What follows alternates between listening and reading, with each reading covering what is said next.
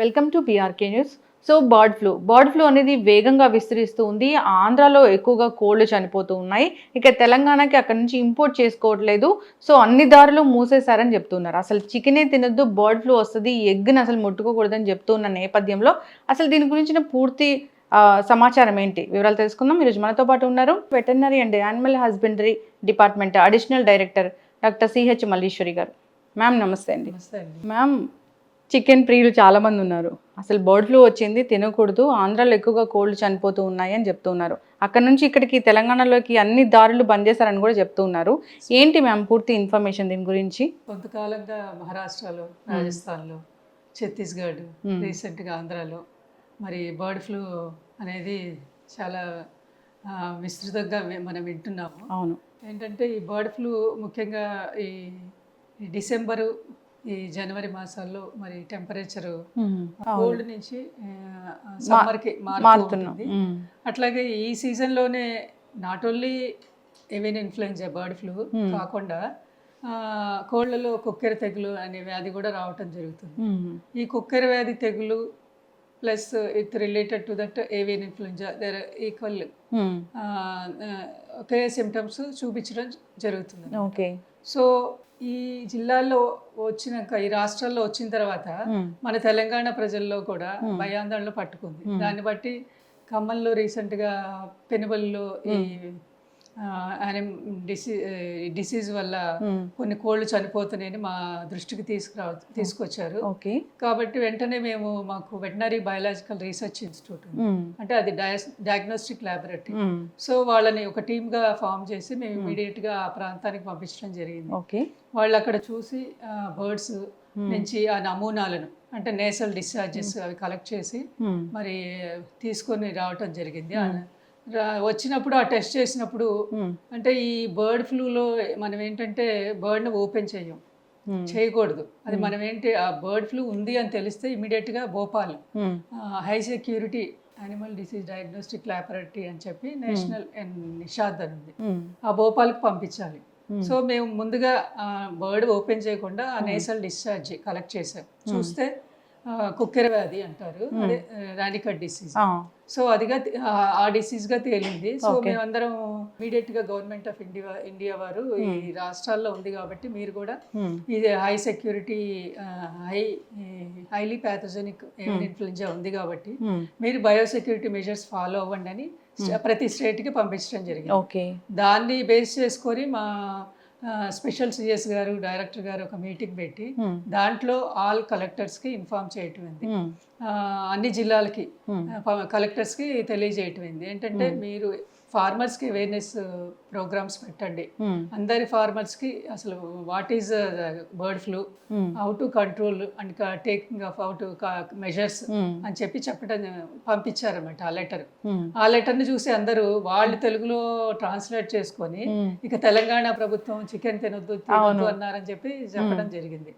కాబట్టి మేము ఈ దృష్ట్యా అందరికీ stake holders, poultry farmers, poultry federations వీళ్ళందరూ కూడా ఒక అవేర్నెస్ ప్రోగ్రామ్ పెట్టి మీరు బర్డ్స్ సప్లై చేస్తున్నారు కాబట్టి ఆ బర్డ్స్ సప్లై చేసిన ప్లేసుల్లో ఎలా ఉంది, కంట్రోల్ మెజర్స్ ఉన్నాయా లేదా, బయోసెక్యూరిటీ స్ట్రిక్ట్గా ఫాలో అవుతున్నారా లేదా అని కూడా అందరికీ తెలియజేయటమైంది. దాన్ని బేస్ చేసుకొని అదే కాకుండా మాకు adjacent to the state Maharashtra దగ్గరలో ఉన్న నిజామాబాద్లో కూడా కొన్ని బర్డ్స్ చనిపోవటం జరిగింది. అక్కడ కూడా వెళ్ళి శాంపుల్స్ తెస్తే సేమ్ అట్లానే బ్రాయిలర్స్లో చనిపోయినట్టుగా చూస్తాం.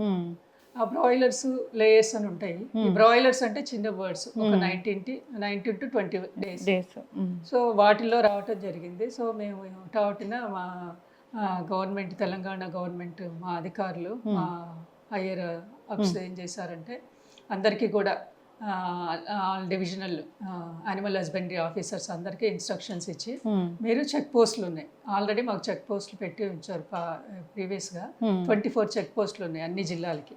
సో చెక్ పోస్ట్లో రిస్ట్రిక్షన్ ఆఫ్ ది మూవ్మెంట్ అంటే వేరే రాష్ట్రం నుంచి బర్డ్స్ ఇక్కడికి రాకుండా మన రాష్ట్రం నుంచి కూడా ఏమన్నా చనిపోయి ఉంటే వాటిని బయటకు పంపకుండా, ఎందుకంటే మన రాష్ట్రం నుంచి బయటకు పంపిస్తే ఇన్ కేసు కొంచెం చనిపోయే ముందు ఉన్న బర్డ్స్ ఎక్కడ సేల్ చేసేస్తారేమో, దాంట్లో ఇన్ఫెక్షన్ అని చెప్పి ఎక్కడికక్కడ కల్ చేయమని చెప్పామన్నమాట.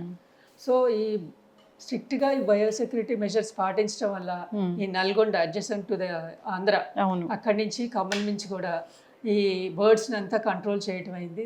కోళ్ళు, కోడిగుడ్లు, అలాగే కోళ్ళకు వేసే దానాలు కూడా మేము మన స్టేట్లోకి రానికుండా కంట్రోల్ చేసాం. ఈ బర్డ్ ఫ్లూ అనేది సీజన్కి వస్తూనే ఉంటుంది. అంటే ఒకప్పుడు ఒక సీజన్లో వచ్చింది, మళ్ళీ ఈ సీజన్లో వస్తుంది. వైరస్ అనేది మల్టిప్లై అవుతూ ఉంటుంది.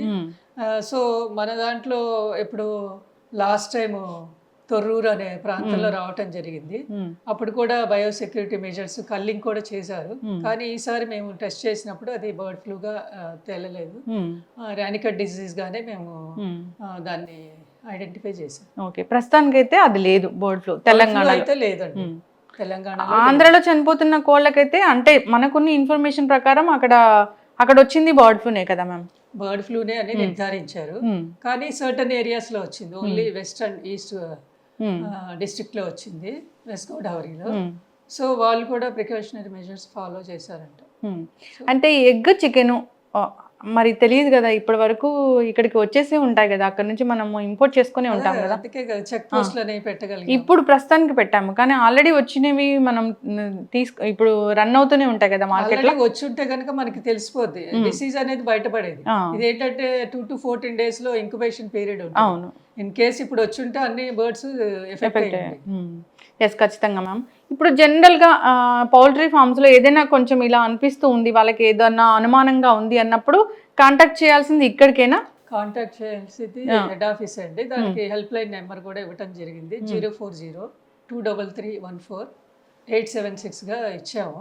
సో 2-3 ఫార్మర్స్ కూడా చేశారు, ఎట్లా ప్రికాషనరీ మెజర్స్ తీసుకోవాలి, ఏంటి, ఎట్లా ఫాలో అవ్వాలని దానికి ప్రకారం వివరించాము. వాళ్ళకు కూడా చెప్పాం, ఇఫ్ ఎనీ అన్యూజువల్ కేసెస్ మనకి మామూలుగా జనరల్ గా కాకుండా చనిపోయి డల్ గా ఉన్న వాటిని కూడా మీరు పంపిస్తే మేము నమూనాలను పరీక్షిస్తామని కూడా చెప్పడం జరిగింది. అయితే భయపడుతూ ఉన్న నేపథ్యంలో అసలు బర్డ్ ఫ్లూ లక్షణాలు అంటే బర్డ్ కి ఏదైనా వచ్చినప్పుడు కొంచెం అది అనీజీగా ఉన్నప్పుడు ఏమైనా కనిపిస్తుందా మ్యామ్ మనకి? అంటే అది కళ్ళ నిండి నీళ్లు గారుతూ ఉంటది, నేసల్ సెక్రిషన్స్ ఉంటాయి, అలాగే డయేరియా ఉంటుంది. ఆ ఫెదర్స్ అన్ని ఏంటంటే ఒక చింపిరిగా అయిపోవటం జరుగుతుంది. అట్లాగే అన్ని కోళ్ళన్నీ ఒక మూలకు వచ్చి ముడుచుకుపోతాయి అన్నమాట. ఎగ్స్ ప్రొడక్షన్ కూడా తగ్గిపోతూ ఉంటుంది. ఆ వ్యాటిల్స్ ఉంటాయి కదా, ఆ వ్యాటిల్స్ అవన్నీ బ్లూగా మారటం జరుగుతుంది. పరిశుభ్రత కూడా జనరల్ గానే అక్కడ హైజీన్ కూడా పాటించాల్సిందే పౌల్ట్రీస్ అన్నప్పుడు. పాటించాలండి. అక్కడ వర్కర్స్ ఎక్కువగా ఎఫెక్ట్ అయ్యే అవకాశం ఉంటుంది ఇన్ కేస్ ఫామ్ లో బర్డ్ ఫ్లూ ఉంటే. కాబట్టి వాళ్ళందరూ ఏంటంటే ఎప్పటికప్పుడు ఫ్రెష్ గా స్నానం చేయటం, చేసి రావటం ఫామ్ లోకి, ఆ డ్రెస్సులు మార్చుకోవటము, ఆ దాణా పెట్టేటప్పుడు ఆ దాణాని ఉంటాయి యుటెన్సిల్స్ అన్ని క్లీన్ చేసి, ఆ వాటర్ సప్లై చేసేవన్నీ క్లీన్ చేసి పెట్టుకోవాలి, శానిటైజ్ చేయాలి. వాళ్ళ హ్యాండ్స్ కూడా ఎప్పటికప్పుడు క్లీన్ చేసుకోవాలి.